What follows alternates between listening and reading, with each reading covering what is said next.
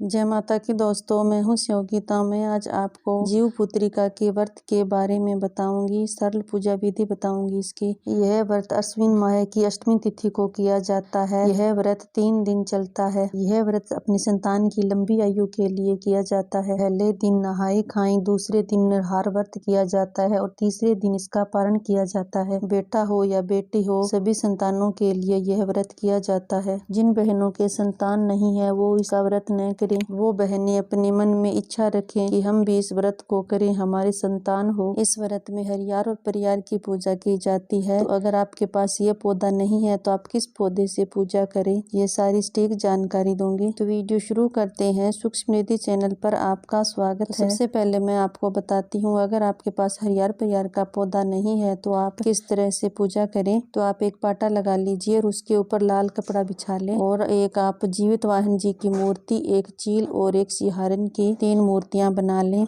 एक लोटा लें और उसको कलश के रूप में स्थापित कर लें। आप लोटे में जल भर लें और उसमें 1 रुपया डालें, थोड़ी सी हल्दी डालें, एक हल्दी की गांठ डालें और चावल का अष्टदल बनाएं या फिर चावल की एक छोटी सी ढेरी बनाकर उसके ऊपर कलश को स्थापित कर लें। कलश के मोली बांधे, कुमकुम से स्वास्तिक बना लें और 5 आम के पत्ते लें, कलश के ऊपर रखें और उसके ऊपर एक नारियल रखें। तो इस व्रत में तोरई का बहुत ही महत्व है, तो आप तोरई का पत्ता ले, एक पत्ते पर आप गणेश भगवान को विराजमान करें और एक एक तोरई के पत्ते पर जीवित वाहन जी को, चील, सिंहारन सभी को तोरई के पत्ते पर बिठाएं। अगर आपके पास तोरई का पत्ता नहीं है तो आप केले का पत्ता ले लें। अगर केले का पत्ता भी नहीं मिल पा रहा है तो आप पान का पत्ता लें। फिर आप धूप दिखाएं। फिर आप एक लोटे में थोड़ा सा गंगा जल डालकर उसमें जल भर लें और एक फूल लें और उस फूल से जीवित वाहन जी को आप स्नान कराएं। फूल से थोड़ा जल छिड़कें। तो फिर आप गणेश भगवान को जनेऊ अर्पित करें और जीवित वाहन जी को जनेऊ अर्पित करें और कुमकुम से सभी को तिलक करें। फिर आप शुद्ध देसी घी का दीपक जलाएं और इस व्रत में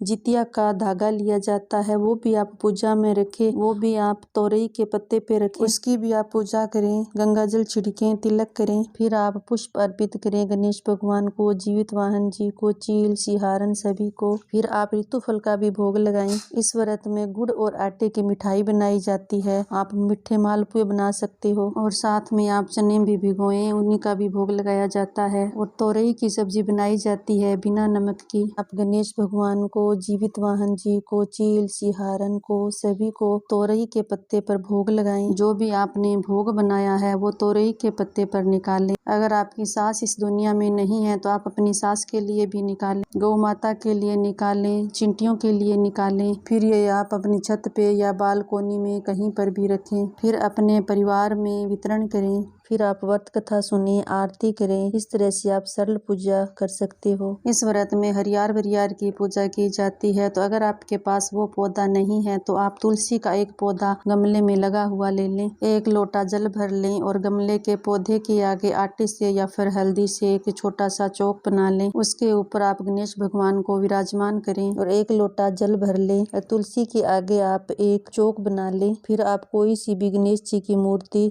उस चौक के ऊपर थोड़े से चावल रखकर विराजमान करें। जो आपका जितिया का धागा है उसको लोटे पर यानी कि कलश के ऊपर रख लें। आप इसी तरह से इकट्ठी होकर सभी बहनें ग्रुप में सुन सकती हो, चाहे तो अकेली भी सुन सकती हो। फिर उस धागे को निकाल कर जितनी भी आपकी संतान है उतनी गांठें लगाई जाती है। फिर वो बच्चे के गले में पहना दिया जाता है। जिस समय पारण किया जाता है उस समय अपने खुद के गले में पहने। आप उस दिन कोरी साड़ी न पहनी, अच्छी सी धोई हुई वैसे ही साड़ी पहन ले, क्योंकि श्राद्ध पक्ष है तो नया कपड़ा नहीं पहनते हैं श्राद्ध पक्ष के अंदर। हमारे यहाँ श्राद्ध में नया कपड़ा नहीं पहना जाता है। अगर आपके पहन सकते हैं तो आप अपने बुजुर्गों से पूछ कर पहन सकते हो। तो अगर आपके पास सोने का जितिया है तो भी आप रख सकते हो, उसकी भी पूजा करके पहन सकते हो। अगर आप चाहे तो घर पर भी बना सकते हो या फिर मार्केट में भी मिल जाता है, मार्केट से भी खरीद सकते हो। इसी तरह से आप सरल तरीके से घर पर पूजा कर सकते हो। मैं आपको बता रही हूँ किस दिन नहाए खाए और किस दिन निराहार व्रत किया जाएगा और किस दिन पारण किया जाएगा। तो जितिया का व्रत नहाए खाए 5 अक्टूबर गुरुवार को पड़ रहा है। अष्टमी तिथि प्रारंभ होगी 6 अक्टूबर 2023 को सुबह 6:34 से।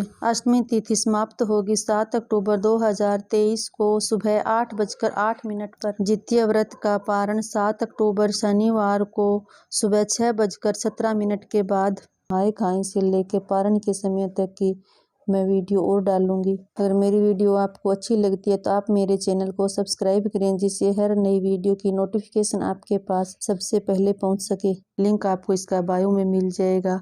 आप मेरे चैनल को सब्सक्राइब करें। Thank you.